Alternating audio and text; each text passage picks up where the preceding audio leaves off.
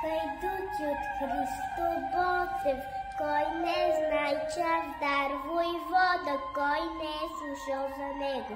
Чорбаджия ли земник, ли турските сердари, овчар ли по планината, ли пък клеци си ромаси.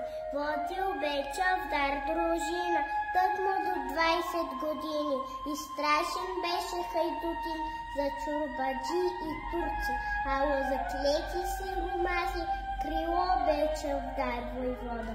Зато и му пее песента на Странджа Баир гората, на Ирин Пирин тревата, меден им кавал приглаша от цари града до Сръбско и с ясен ми глажа тварка от Бяло море до Дунав по румелийски полета.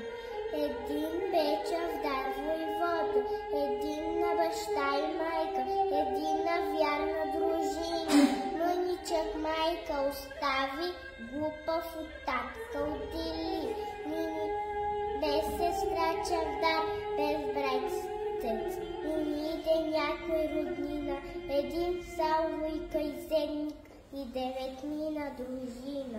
Хлапак 12 годишен, овчар го даде майка му, по чужди врата да ходи, на чужд хляб да се научи.